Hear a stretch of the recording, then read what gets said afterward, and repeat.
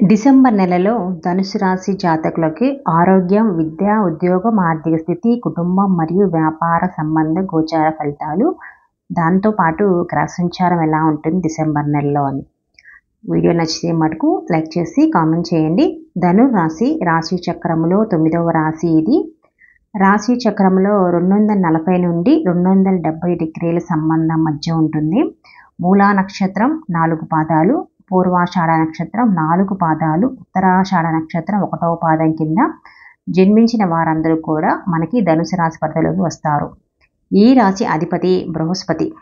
ఇక గ్రహ సంచారం ఎలా ఉంటుంది అంటే, డిసెంబర్లో సూర్యుడు మీ రాశి నుండి 9వ ఇంటి అధిపతి అయిన సూర్యుడు ధనుస్సు రాశి 1వ ఇల్లుకి డిసెంబర్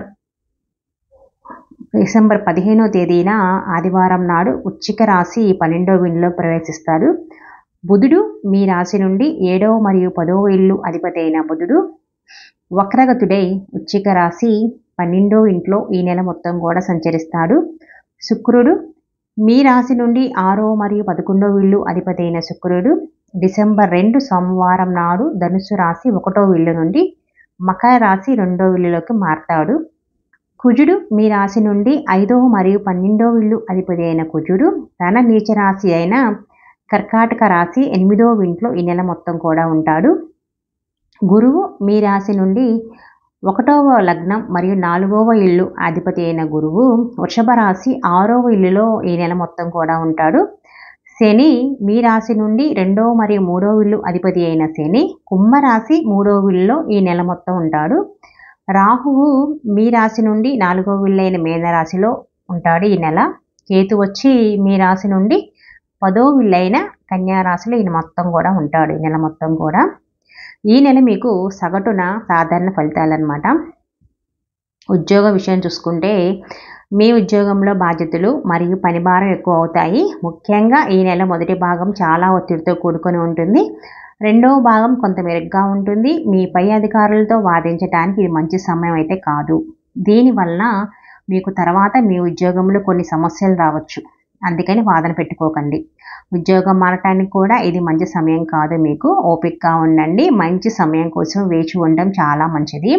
ఒకవేళ మారితే మటుకు అక్కడ కూడా సమస్యలు వస్తాయి. మీ గురించి ప్రతికూల ప్రచారం జరిగే అవకాశం ఉంది కాబట్టి సహోద్యోగులతో జాగ్రత్తగా ఉండండి మాట్లాడేటప్పుడు. ఆర్థికంగా విషయాలు చూసుకుంటే ఈ నెల మొదటి భాగం సాధారణంగా ఉంటుంది మరియు 15వ తేదీ తర్వాత మీకు కొంత ఆర్థిక సహాయం లభించి మీ ఆదాయం పెరుగుతుంది. పెట్టుబడులు మరియు కొనుగోలు చేయడానికి కూడా ఇది మంచి నెల కాదు. మీ డబ్బును ఖర్చు చేసే అలవాట్లను పెంచుకుంటారు మరియు చాలా డబ్బు వృధా చేస్తారు మీరు. మీ ఖర్చులు మీ ఆదాయాన్ని మించిపోతాయి మరియు మీ ఆర్థిక ఇబ్బందులు పడే అవకాశం కూడా ఉంది. ఈ నెల మొత్తం కుజుని గోచారం అనుకూలంగా ఉండదు కాబట్టి ఖర్చుల విషయంలో చాలా జాగ్రత్త. ఆచితూచి ఖర్చు పెట్టుకోవడం చాలా అవసరం.